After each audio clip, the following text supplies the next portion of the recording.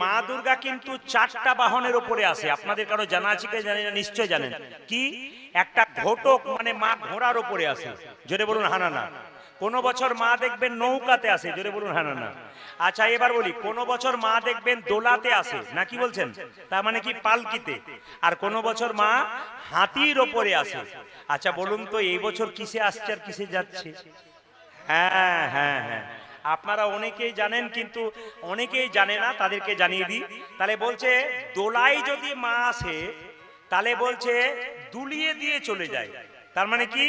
মহামারী হবার সম্ভাবনা আছে, শাস্ত্র বলছে, আমি সেগুলো বললাম, সবাই শুনবেন। যদি নৌকাতে আসে তাহলে এক ভালো হতে পারে, এক মন্দ হতে পারে। অতিবৃষ্টি এক ভালো, অনাবৃষ্টি এক খারাপ। মানে অতিবৃষ্টি খারাপ, আবার অনাবৃষ্টিও খারাপ। কিন্তু সেইবারে যদি নৌকায় আসে, বৃষ্টি প্রচুর হয়, শস্য শ্যামলা সুজল সুফলা পৃথিবী হতে পারে, প্রকৃতি হতে পারে, আপনার শস্য ভালো হতে পারে, অথবা প্রচুর বৃষ্টির জন্য সব ধ্বংস হয়ে যেতে পারে। তাহলে নৌকাতে যদি আসে। এইবার সবাই লক্ষ্য করুন, যদি ঘোড়ার ওপরে আসে তাহলে কি বলুন তো? বিধ্বংসী, একবারে তছনছ করে দিয়ে চলে যায়। আর সবাই লক্ষ্য করুন, যদি হাতির ওপরে আসে, গজের ওপরে, একবারে গোটাটাই মঙ্গল। কিন্তু সবচাইতে দুঃখের ব্যাপার, এবছর বাবারা বললেন না দোলায় আসছে, আর যাচ্ছে কিসে বলুন তো?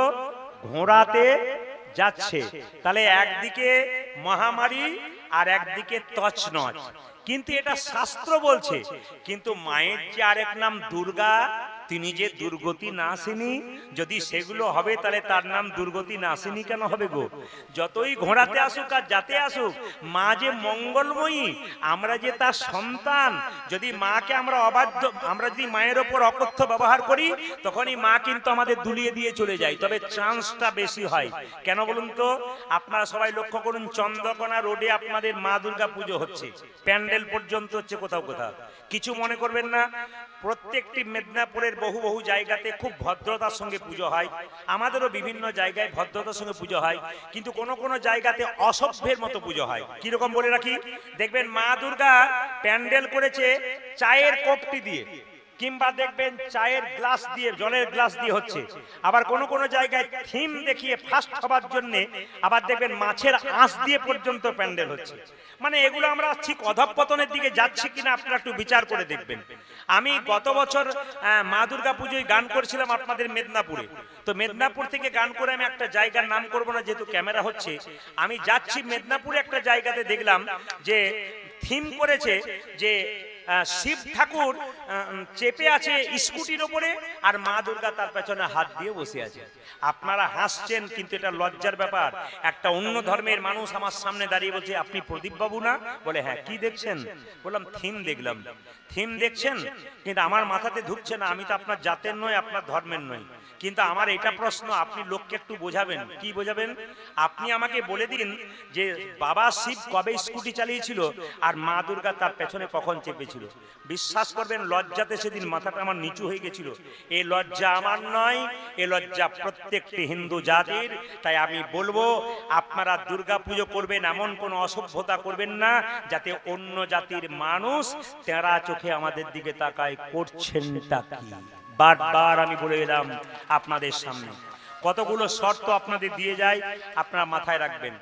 আমি আপনাদের জেলা পেরিয়ে অন্য একটা জেলাতে গেলাম গান করতে, রাত্রি 2:30। ছেলেগুলো বলে এখানে দারুণ প্যান্ডেল হয়েছে দাদা, একবার নামলে হয় না? 2:30 বাজছে, তখন এরা নামলো দেখবার জন্যে।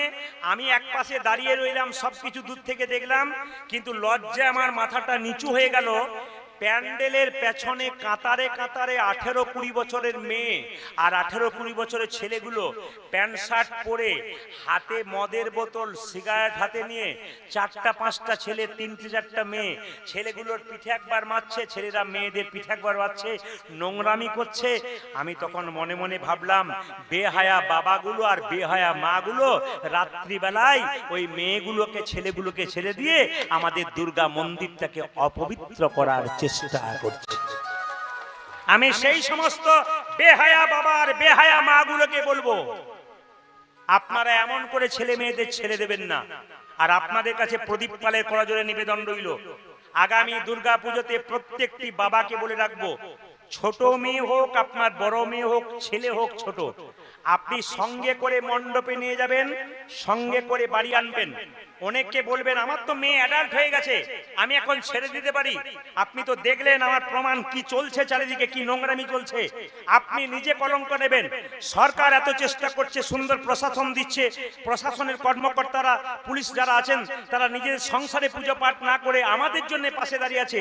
আর আমরা যদি কিছুটা দায়িত্ব পালন না করতে পারি, আমরা আমাদের মেয়েদেরকে অন্তত নিয়ে যাব, সে বড় হোক আর ছোট হোক, আর সঙ্গে করে নিয়ে আসবো, তবে কিন্তু পূজার শালীনতা বজায় থাকবে, নইলে থাকবে না। খুব ভালো করে শুনে নিন, এগুলো শাস্ত্রের কথা।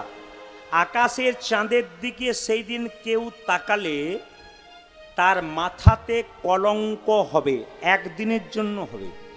মায়েরা, এদিন ভগবান কৃষ্ণ আকাশের চন্দ্রমা মানে চাঁদের দিকে তাকিয়েছিল বলে তারও কলঙ্ক হয়েছিল। কেন না, সত্যজিতের ভাই প্রসেনজিৎকে হত্যা করার জন্যে তারও কলঙ্ক হয়েছিল। শেষে ভগবান কৃষ্ণকেও গণেশ পুজো করতে হয়েছিল। এই জন্য আমি আপনাদের বলে যাই, সেই দিন কেন আপনারা আকাশের চাঁদের দিকে তাকাবেন না, একটু শুনে নিন। একবার কৈলাস পর্বতে বাবা ভোলানাথ একটা নিমন্ত্রণ করেছিল, সভা ডেকেছিল, নিমন্ত্রণ। তো সবাই পণ্ডিতরা, দেবতারা গেছে, কিন্তু নারদ মুনি একটা দিব্য ফল হাতে নিয়ে গেছে। এর থেকে একটা শিক্ষা আছে, যে যেখানে বসে আছেন, আপনাকে কেউ যদি আমন্ত্রণ করে বাড়িতে, আপনি খালি হাতে যাবেন না, আপনি কোনো একটা উপহার নিয়ে যাবেন আপনার সামর্থ্য অনুযায়ী। বারবার শুনে রাখবেন, আপনার বাচ্চা যদি কারো বাড়িতে খেতে যায়, একটা কলমও দেবেন। কেন বলুন তো? জন্মদিনে নিমন্ত্রণ করেছে, আপনার সামর্থ্য নেই, একটা কলমও দেবেন। কেন? খালি হাতে যেতে নেই। বাচ্চা জন্ম নিয়েছে, দেখতে যাচ্ছেন, খালি হাতে যেতে নেই। গুরু গৃহে যাবেন, খালি হাতে যেতে নাই। মন্দিরে যাবেন, খালি হাতে যেতে নাই।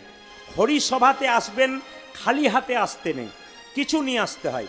আমি আপনাদের বারবার বলবো, খালি হাতে কোন কোন জায়গায় যেতে নেই এগুলো বলে দিলাম আপনাদেরকে। তো নারদ মুনি একটা দিব্য ফল এনেছে, ওই ফলটা বাবা শিবের হাতে দিয়েছে। মায়েরা, বাবা শিবের কটা ছেলে জোরে বলুন? চারটে। চারটে ছেলে?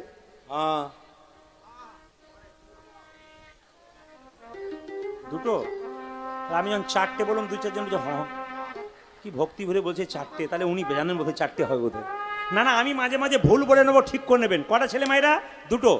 তো বাবার এক পাশে বসে আছে কার্তিক, এক পাশে বসে আছে গণেশ। তো কার্তিক বলে আমি নেব, গণেশ বলে আমি নেব।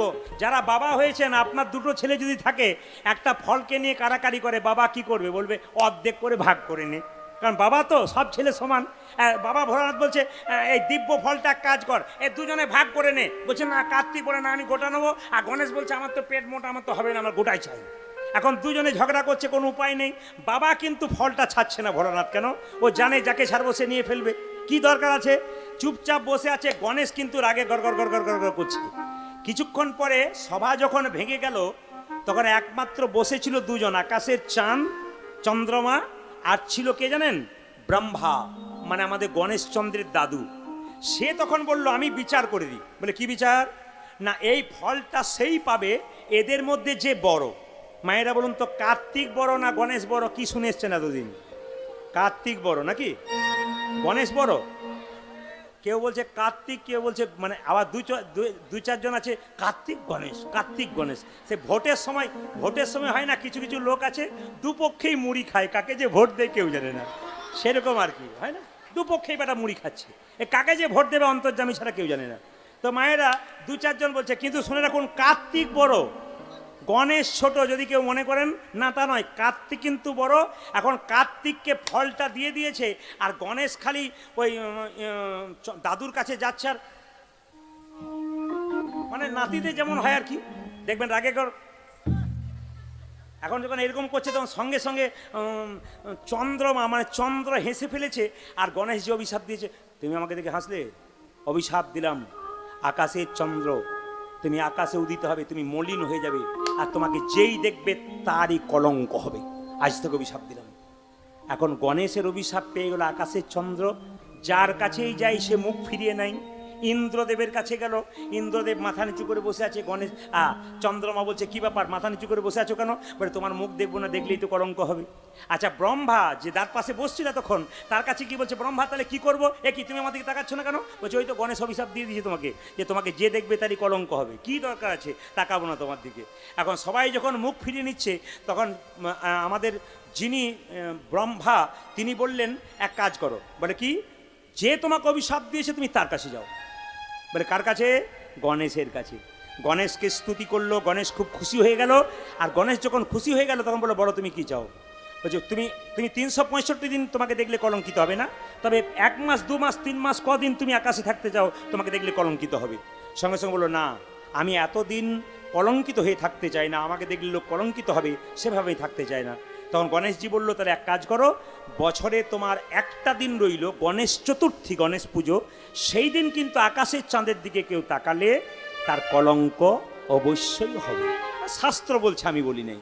সবাই তাকান মায়েরা, এই জন্য আকাশের চাঁদের দিকে তাকালে কিছু না কিছু কলঙ্ক আপনার জীবনে আসতে পারে। তবে বলবেন আমি তাকিয়ে ফেলেছি, তাহলে কি করব? আপনি গণেশজিকে স্তুতি করবেন, গণেশ পুজো করবেন, আপনার লাভ আছে। গণেশ পুজোতে কিন্তু তুলসী পাতা দেওয়া উচিত নয়। গণেশ পুজোতে কি দেবেন মায়েরা? 21টি দুর্বা ঘাস দেবেন। খুব ভালো করে শোনান, গণেশ পুজোতে 21টি দুর্বা ঘাস দেবেন। আর একটা কথা মনে রাখবেন, যে কোনো দেবদেবী পুজো করতে গেলে সবসময় পূর্ব দিকে কিংবা উত্তর দিকে মুখ করে পুজো করতে হয়। খুব মাথায় রাখবেন, যে কোনো দেবদেবী বাড়িতে পুজো করবেন পূর্ব দিকে মুখ করে কিংবা উত্তর দিকে মুখ করে পুজো করতে হয়। হ্যাঁ, আচমনটা করতে হয় কিন্তু পূর্ব দিকে মুখ করে। আচমনটা পূর্ব দিকে মুখ করে নিতে হয়। আপনি যদি উত্তর দিকে পুজো করেন, পূর্ব দিকে মুখ করে কিন্তু আপনাকে আচমন করে নিতে হবে। এ কথাগুলো আপনার মাথায় রাখবেন, জীবন সুন্দর হবে। গণেশের পুজোতে তুলসী পাতা যায় না কেন? না, গণেশজি ধ্যান করছিলেন বসে বসে, আর তুলসী দেবী রাস্তা দিয়ে পেরিয়ে যাচ্ছিলেন। এখন দেখবেন ধ্যানের মাধ্যমে গণেশ কিন্তু চোখ মুজে হেসে ফেলেছে। আর তুলসী দেখতে সুন্দরী, আর গণেশের চেহারা খুব সুন্দর। এখন গণেশকে দেখে তুলসী ভেবেছে তাহলে আমাকে দেখে হেসেছে, তাহলে নিতাই গৌর হরিবল হয়ে গেছে। এখন কাছে গিয়ে বলছে, গণেশজি আপনি কার ধ্যান করছেন? মানে কোনো রকমে আর কি নিজের আয়ত্তে আনা আর কি। তখন তার ফেসবুক ছিল না, হোয়াটসঅ্যাপও ছিল না। এখন দেখবেন হ্যালো আর গেল না, কি বলছেন? এখন তো কোনো অসুবিধা নাই, এখন হ্যালো আর গেল। মায়েরা কিছু মনে করবেন না। আপনারা দেখবেন বয়ফ্রেন্ড, গার্লফ্রেন্ড আর ফ্যামিলি, এ মানে কি? বয়ফ্রেন্ড, ফ্রেন্ডের শেষের 3 অক্ষর কি? ইএনডি আছে না? আবার দেখবেন গার্লফ্রেন্ডের শেষের 3 অক্ষর কি? ইন মানে কি? শেষ। সম্পর্ক বেশি দিন থাকবে না। বয়ফ্রেন্ড এলো আর গেল, গার্লফ্রেন্ড এলো আর গেল, কিন্তু ফ্যামিলি FAMILY। এফ মানে ফাদার, এ মানে অ্যান্ড, মা মানে এম মানে mother, father and mother. ILY মানে আই লাভ ইউ, মানে বাবা মাকে সঙ্গে করে সংসারে ভালোবেসে যে থাকতে পারে তার ফ্যামিলি কিন্তু খুব ভালো থাকতে পারে। কত সুন্দর তত্ত্ব দেখাচ্ছে দেখুন। Family FAMILY। এফ মানে কি? ফাদার, AN, আর এম মানে মাদার। তাহলে father and mother, I love you মানে আমরা তোমাকে ভালোবাসি। এখন আর ভালোবাসছে না। যত বাবা মাকে ভালোবাসতে পারবেন, বৃদ্ধ বৃদ্ধাকে ভালোবাসতে পারবেন, আপনি চিন্তা করতে পারবেন না, সুখ শান্তি অর্থ যশ আপনার সব আসবে। কে বলছে না? আমরা করি না, আমরা বয়স্কদের বারবার বিতাড়িত করে দিচ্ছি সংসার থেকে, এই জন্য আমাদের যত ঝামেলা বাঁধছে। তাই আপনাদের মনে রাখেন যে যখনই গণেশজি গেছে চুপচাপ ধ্যান করছে, হেসে ফেলেছে, তুলসী দেবী বলছে হ্যাঁ তোমাকে জিজ্ঞেস করছি তুমি কোন দেবতার ভজন করছো? বলছে শ্রীহরি ভজন করছি, আমাকে ডিস্টার্ব দিও না তো। সঙ্গে সঙ্গে তুলসী দেবী বলছে আমি তোমাকে বিয়ে করতে চাই। ব্যাস, যেই না বলেছে বিয়ে করতে চাই, অভিশাপ দিয়ে দিয়েছে গণেশ। কি? এই অভিশাপ দিলাম তোমাকে, কি? তোমার যেন দৈত্য স্বামী হয়। তুলসী দেবী দৈত্য স্বামী হলো কে বলুন তো? শঙ্খচূড় দৈত্য। সঙ্গে সঙ্গে তুলসী দেবী অভিশাপ দিল, তুমি যখন আমাকে অভিশাপ দিলে আমার দৈত্য স্বামী হোক, আমি তোমাকে অভিশাপ দিলাম কি? তুমি যে চিরকুমার থাকতে চাও, বিয়ে করতে না চাও, আমি তোমাকে অভিশাপ দিলাম তোমার একটা নয় তোমার 2টো বিয়ে হবে। গণেশের কটা বিয়ে হয়েছিল? 2টো। মায়েরা, একটার নাম সিদ্ধি, একটার নাম ঋদ্ধি। এইবার তাকান, বাড়িতে গণেশের সুর কোন দিকে থাকবে? আর ব্যবসা যারা করেন, সাধক যারা সাধন ভজন করেন, তাদের গণেশের সুর কোন দিকে থাকবে? তাকান, সিদ্ধি থাকে ডান দিকে আর ঋদ্ধি থাকে বাঁ দিকে। এক ভদ্রলোকের 2টো স্ত্রী থাকলে দুপাশে বসলে কি বলে? আমার দিকে তাকাও। বাঁ দিকে বলে আমার দিকে তাকাও, এদিকে তাকাও। এখন গণেশ যখন সিদ্ধি বলেছে আমার দিকে তাকাও, তখন সুর ডান দিকে। ঋদ্ধি যখন বলেছে আমার দিকে তাকাও, সোঁর বাঁ দিকে।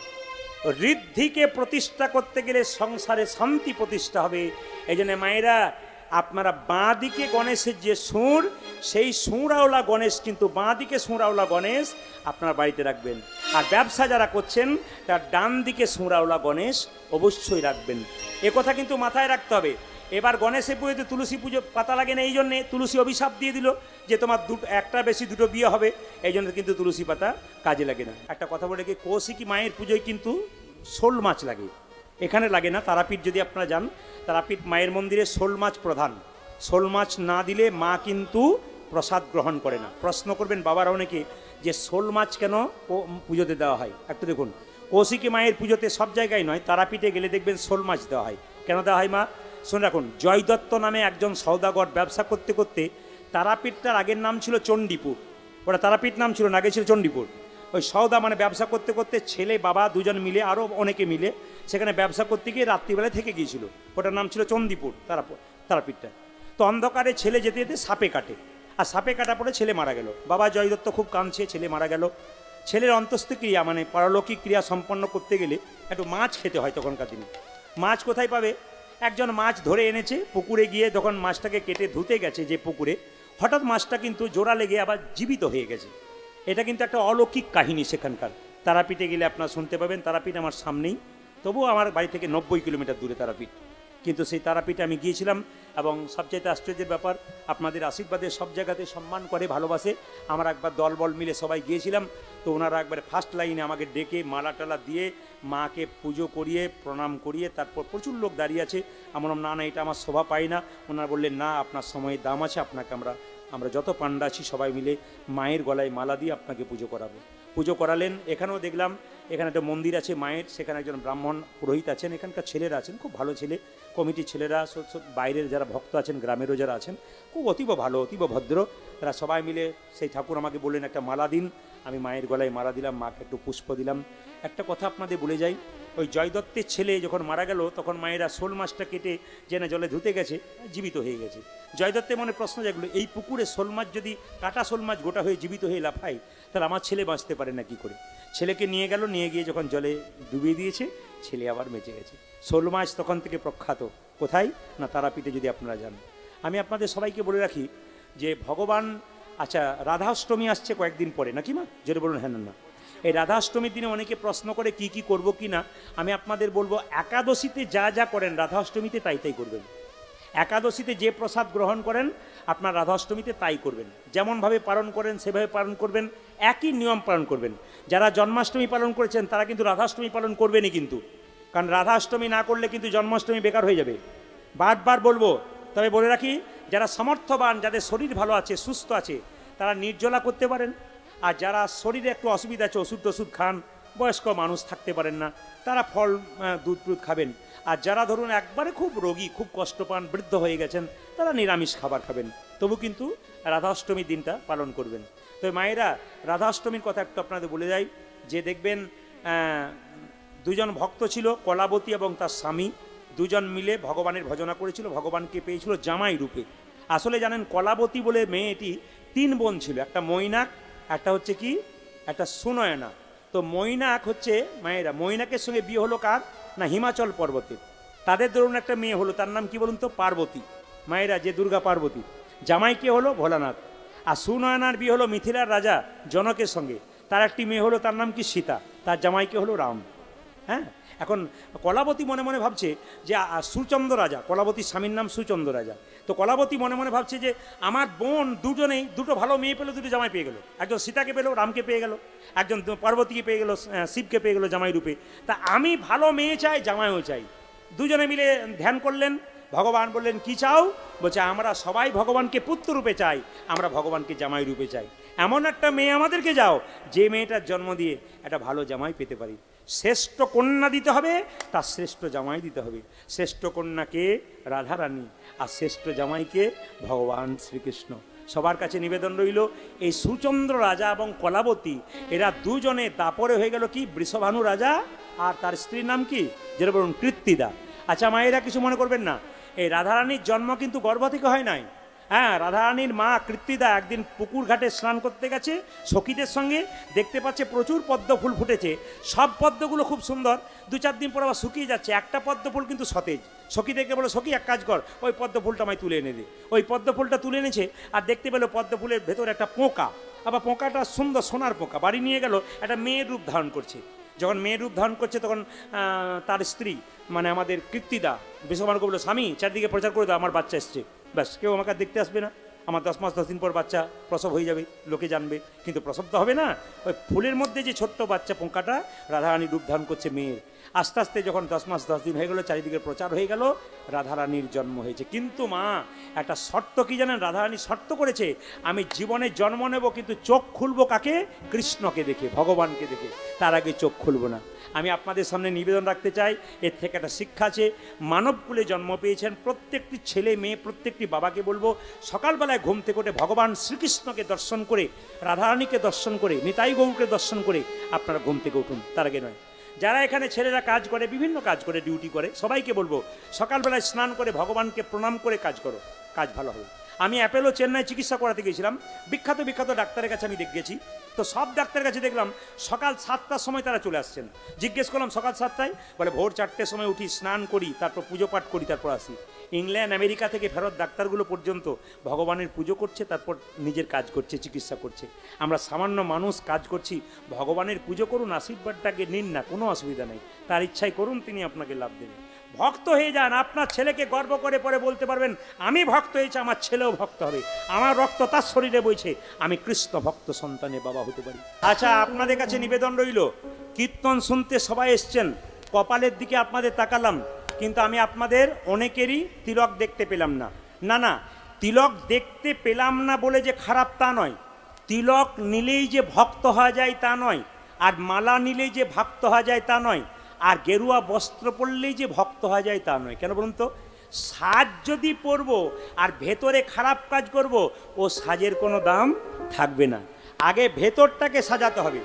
মা শারদা মা বলেছেন যে নিজের দোষগুলো কেউ যদি ধরতে পারে, তাহলে জগতের সবাইকে সে ভালো দেখতে পারবে, আর যদি নিজেই দোষী থাকে, যে দোষী নয় তাকে তারও দোষ খুঁজে খুঁজে বেড়াবে।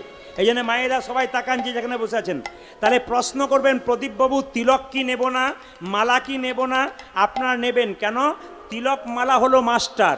রাস্তা দিয়ে পেরিয়ে যাচ্ছেন, কারো একটা পেয়ারা ঝুলছে গাছের রাস্তাতে, আপনি তাকাচ্ছেন চারিদিকে, কেউ দেখছে নাকি, কিন্তু যখনই দেখবেন যে আপনার গলায় মালা তিলক আছে, তখন পাছে লোকে কিছু বলে, বাবা দরকার নয়, তিলক মালা আছে। ইনি হলেন মাস্টার, আপনাকে খারাপ কাজ করতে বাধা দেবেন। তবে বলে রাখি, আপনার মেয়ে ভবিষ্যতে খারাপ কাজ করবে না যদি তিলকের ফোঁটা থাকে। আপনার মেয়ে রাস্তা দিয়ে যদি তিলক নিয়ে যায়, তবে আপনার মেয়েকে কোনো ছেলে বারবার জ্বালাবে না। কেন বলুন তো?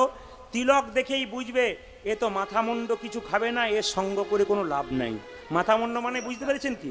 এরকম ব্যাপার, এর সঙ্গ করে। এই জন্য ছোটো থেকে আপনারা বাচ্চাদেরকে একটু তিলক দিন, একটু মালা দিন। তবে সবচাইতে লজ্জার ব্যাপার, ফেসবুক ইউটিউবের মাধ্যমে আপনারা দেখেছেন, আমরাও দেখেছি, বিভিন্ন জেলাতে কোনো বাচ্চা মেয়ে, নাম করব না আমি, বাচ্চা মেয়ে স্কুলে গেছে, স্কুলের হেডমিস্ট্রেস কিংবা কোনো মহিলা শিক্ষিকা তিনি চিৎকার করে বলেছেন, কাল থেকে তিলক আনবি না। অথচ লজ্জার ব্যাপার, মেয়েটি হিন্দু, হিন্দুর শিক্ষিকা হয়ে হিন্দু ঘরের কোনো মেয়ে তিলক নিয়ে স্কুলে গেছে, তো বলেছে কি, তিলক নিবি না, তোকে দেখলে আমার খারাপ লাগে, সবাই তিলক নেয়, তুই তিলক নিস কেন? ও বলে, আমার মা বাবা আমাকে শিখিয়ে দিয়েছে, আমি নিচ্ছি। বলছে না, স্কুল আসবি না, বাড়িতে নিবি। সবচাইতে লজ্জার ব্যাপার, ঘৃণার ব্যাপার, এগুলো কি শিক্ষক শিক্ষিকা হলো? এগুলো তো সমাজের কলঙ্ক, এগুলো তো হিন্দু সনাতন ধর্মকে নষ্ট করার জন্য কলঙ্ক, এরা ধর্মই জানে না। এই জন্য বারবার নিবেদন রইল, আপনার ছেলে মেয়েকে যদি পারেন এরকম তিলক যদি কেউ, আরে বাবা কচি বাঁশের মতো বাচ্চার মন, ছোট থেকে একটা করে তিলকের ফোঁটা দিন। আপনি সকালবেলায় ঘুম থেকে উঠে বাচ্চাকে বলুন, তোর দাদু ঠাকুমাকে প্রণাম কর, আমাকে তোর বাবাকে প্রণাম কর, মন্দিরে প্রণাম কর। এই কয়েকটা কথা প্রত্যেকটা মায়ের কর্তব্য। প্রত্যেকদিন সকালবেলায় ছেলে তৈরি করতে গেলে বারবার বলবো আপনাদেরকে, খুব মাথায় রাখবেন মায়েরা। সকালবেলা ঘুম থেকে উঠে বলবেন, চা খাবার আগে, কিছু টিফিন খাবার আগে এক কাজ কর, মন্দিরে প্রণাম কর, তোর দাদু ঠাকুমাকে প্রণাম কর, আমাকে তোর বাবাকে প্রণাম কর। এ শিক্ষা যদি প্রথম থেকে দেন তবে লাভ আছে। অনেকে দেখবেন সকালবেলা কুকুর নিয়ে ঘোরে, না কুকুর নিয়ে ঘুরবেন, জীবে প্রেম করে যেজন সেইজন সেবিচিৎসার। কিন্তু যে কুকুর নিয়ে ঘুরবে তার কাছে আমার দুটো প্রশ্ন, কুকুরটা নিয়ে ঘুরবার আগে বিবেকটাকে প্রশ্ন করবেন, আপনার মা বাবা এক কাপ চা পেয়েছে কিনা জিজ্ঞেস করেছেন কিনা। দুই, আপনি মন্দিরে একবার প্রণাম করেছেন কিনা। আপনি মন্দিরে প্রণাম করুন, আপনার বাবার মা টিফিন খেয়েছে কিনা, চা পেয়েছে কিনা ওটা জিজ্ঞেস করুন, তারপর আপনি কুকুর নিয়ে ঘুরুন, আপনার কোনো আপত্তি নেই। কিন্তু কুকুর নিয়ে ঘুরছেন, মা বাবার কথা চিন্তা করছেন না, ভগবানের কথা চিন্তা করছেন না, তা বললে হবে না। তিলকের কথা যখন বললাম মায়েরা, আপনার তুলসী গাছের নিচে যে মাটিটা রয়েছে ওটা ফোঁটা করে বাচ্চাদেরকে তিলক দেওয়া ছেকাবেন স্নান করার পর, আপনি নেবেন ওদেরকে দেবেন, প্রত্যেকটি পরিবারের প্রত্যেকজনের কাছে নিবেদন রইল। এগুলো করুন, হিন্দু সনাতন ধর্মকে টিকিয়ে রাখবার জন্য এগুলো করবেন, আপনাদের লাভ আছে বিরাট। ভবিষ্যতে আমরা কোনদিন থাকবো না, আপনাকে বলতে হবে, আপনার ছেলে মেয়ে এইটুকুটুকু বাচ্চাগুলো আমাকে বলছে আপনার তো সাবস্ক্রাইব করে রেখে দিয়েছে আমার গান মোবাইলে, মানে কি বাচ্চাগুলো শুনছে। প্রত্যেকটি জেলায় জেলায়, রাজ্যে রাজ্যে, ভিন দেশে যত হিন্দু সমাজের মানুষ আছে, শুধু হিন্দু সমাজের মানুষ নয়, মুসলিম সমাজের কাতারে কাতারে মানুষ আমার ভক্ত, সবাই বলে আপনার কথাগুলো শুনে আমাদের জীবন পরিবর্তন হয়ে গেছে, সুন্দর লাগে আমাদের পরিবারের সবাই শুনে। আপনি কোনো বিবাদের কথা বলেন না, আপনি সুবাদের কথা বলেন। আমি তাই চাই আপনাদের কাছে বাচ্চাদের ভালোভাবে মানুষ করুন। তিলক যখন নেবেন তাকাবেন, যদি কোনো ব্রাহ্মণ ঠাকুর মন্দিরে পুজো করে তার কাছ থেকে তিলক নেবেন, যদি তিনি প্রকৃত জানেন। তবে শুনে রাখুন, তিলক কিন্তু এই আঙুলে দেবে, সবাই শুনবেন, এই আঙুলে। আপনি তিলক করছেন, ফোঁটা নিচ্ছেন, একজন মা বলছে বা বাবা বলছে একটু ফোঁটা দিয়ে দাও তো, এই আঙুলে দেওয়ার নিয়ম, ফোঁটা দেওয়ার নিয়ম। তিলক সবসময় এই আঙুলে, মাথায় রাখবেন। আপনার বাড়ির সামনে কেউ মরে গেছে কিংবা আপনার বাড়িতে কেউ মরে গেছে, তার কপালে তিলক দিতে হয়, কোন আঙুলে দেবেন? এই আঙুলে, তর্জনী। আপনি নিজে কোন আঙুলে নেবেন? মধ্যমা, এই আঙুলে তিলক নেবেন। সে যাই নেন, যেমন তিলক নিন, এই আঙুলে নেবেন। এই আঙুলে কাকে দেবেন? ভগবান বিষ্ণু, গুরুদেবের চরণে এই আঙুলে। আর এই আঙুলে ভাইয়ের কপালে দিলাম ফোঁটা, জমের দুয়ারে পড়লো কোটা, সবসময় করি আঙুলে। এই জন্য বলে রাখি, যাদের লজ্জা লাগে তিলক নিতে তাদের জন্য বলবো, আপনার জল নেবেন হাতে, স্নান করার পর ভগবানের মন্দিরে চরণে জলটা দিয়ে ওই জল তিলক করে নেবেন। তিলক আপনার কেউ দেখতে পাবে না, কিন্তু জল তিলক হয়ে গেল, মানে কি আপনার অভ্যাসটা হয়ে গেল। আগে লাইনে দাঁড়ান তবে তো ডাক পাবেন, আগে স্কুলে ভর্তি হন তবে তো আপনি উঁচু জায়গাতে যাবেন। আপনি জল তিলক নিয়ে শুরু করুন, আপনার জীবন সুন্দর হবে। তবে আমাদের ওখানে একটা মেয়ে 25 বছর বয়স, তিলক মালা করে রাস্তা দিয়ে যায়, নিরামিষ খাই, তো পাশের 5টা মেয়ে বলে, বাবারে হারাধনের বইয়ের কি ঢং দিদি, এ বোধে ভগবান আগেই পেয়ে যাবে। এইটাই আমাদের সবচাইতে লজ্জার ব্যাপার। আপনাকে চশমা পরে আপনাকে ডাকছি, ওই যে মাঝে চশমা পরে, চশমা পরে আপনাকে ডাকছি। না না, আপনাকে নয়, বসুন। মুকুন্দ সরকার নবাবকে ডাকছে, বসুন। নবাব সঙ্গে সঙ্গে বলে উঠলো, মানে নবাবকে তো চেনে না, তো ফকির সেজে এসছে। এই যে এই যে এই যে এই যে এই যে এই চশমা পরে যে আগে কি নাম তোমার? আমার নাম হোসেন ফকির। বাহ, কি হয়েছে তোমার? আমার পেটের যন্ত্রণা হচ্ছে। দেখি দেখি দেখি দেখি দেখি দেখি দেখি জামাটা খুলে ফেলো তো। যেই না বলেছে জামাটা খুলে ফেলো, নবাব মনে মনে ভাবছে আমি এত বড় বাংলার নবাব চিনতে পারে নাই, ফকির সেজে এসছি। জামা আমি খুলবো, পেটের যন্ত্রণা যদি ভালো না হয় তোর একদিন কি আমার একদিন। ভাবছো কি মাটির বারান্দা জামাটা খুলে দাও। জেনে জামাটা খুলেছে, এক কাজ করো, এবার মাটির বারান্দাতে গড়াগড়ি দিয়ে দাও। যেই না মাটির বারান্দাতে গড়াগড়ি দিতে বলেছে, অমনি সঙ্গে সঙ্গে নবাব মনে মনে ভাবছে, কালের কাল বর্ষাকাল, হরিণে যাতে বাঘের কাল, নেহাত বেকায়দায় পড়েছি বলে পেটের রোগ যদি ভালো না হয় তাহলে দেখবে তুমি আমি কে এসেছি। যেই না কথা বলেছে, মাটির বারান্দাতে যেই না গড়াগড়ি দিয়েছে, অমনি চমকে উঠে বলল, কবিরাজ কি তোমার এখানে ওষুধ দেওয়া থাকে নাকি? বলে কেন? যেই না গড়াগড়ি দিলাম অর্ধেকটা পেটের রোগ ভালো হয়ে গেল। ওই দেখি দেখি দেখি দেখি দেখি দেখি দেখি হাঁ করো তো। যেই না মুকুন্দ হাঁ করতে বলেছে, আসল ওষুধটা দিয়েছে, আর নবাবের পেটের যন্ত্রণা ভালো হয়ে গেছে। মায়েরা, এখানে তত্ত্ব বলল না না, মাটিতে গড়াগড়ি দিলে রোগ ভালো হয় না।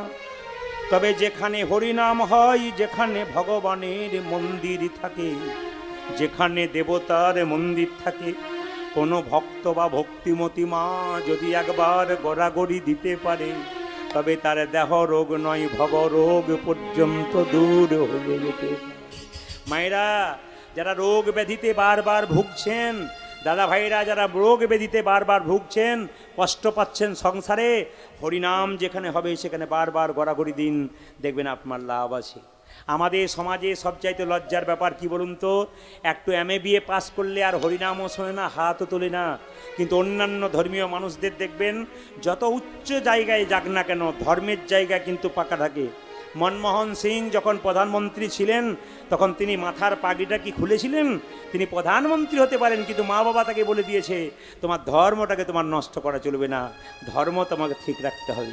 এই জন্য আপনি যে যাই করুন না কেন আপনাকে ঠিক রাখতে হবে। উদাহরণস্বরূপ একটা কথা বলি, কয়েকদিন হুগলি জেলায় গান করছিলাম কয়েকদিন আগে, কলকাতা থেকে 3টে মেয়ে 3টে গোপালকে কোলে করে নিয়ে কীর্তন শুনতে এসছে। সামনে বসেছে 3টে গোপাল, এখানে নামিয়ে দিয়েছে, ওখানে কীর্তন শুনছে, কীর্তন এসেছে 3টে মেয়ে গড়াগড়ি দিচ্ছে। আমি চালাকি করে জিজ্ঞেস করলাম এত সুন্দর শাড়ি গড়াগড়ি দিচ্ছ, শাড়িটা ময়লা হয়ে যাবে না? মেয়েটি সঙ্গে সঙ্গে বলে উঠলো কেন গো, আপনি তো বলেছেন যে স্বামীর যদি 10টা কাপড়ের দোকান থাকে চিতাতে গেলে একটাও দেবে না, শাড়ির রং দেখে কী লাভ আছে আর শাড়ি দেখে কী লাভ আছে? আর একটা ওই মেয়েকে জিজ্ঞেস করলাম আপনি কি করেন? বলছে কলকাতা কোনো একটা কলেজের প্রফেসর। একটা মেয়ে গড়াগড়ি চোখে জিজ্ঞেস করলাম আপনি কি করেন? বলছে আমার স্বামী দাঁতের ডাক্তার, আমিও দাঁতের ডাক্তার। আর একটা মেয়ে 18 বছর বয়স, ওকে জিজ্ঞেস করলাম তুমি কি করো? বলছে আমি বিউটি পার্লারে কাজ করি। আমি বললাম আমিও তো করি। ও বলছে আপনি কখন করেন? বললাম কীর্তন করতে করতে করি। বলে কীরকম? আমি বললাম তুমি যেমন বিউটি পার্লারে কাজ করে মেয়েদের বাইরেটা ভালো করার চেষ্টা করো, আমি হরিনাম নামক বিউটি পার্লারে কাজ করে ভক্তের হৃদয় মন্দিরটাকে ভালো করার চেষ্টা করি। হরি বল। এই জন্য যত এখানে আসবেন তত আপনাদের হৃদয় মন্দির ভালো হবে, আর যার এই জায়গায় যত ভালো হবে তার গোবিন্দ কৃপা তো নিতাই গৌর হরি বল বলে তার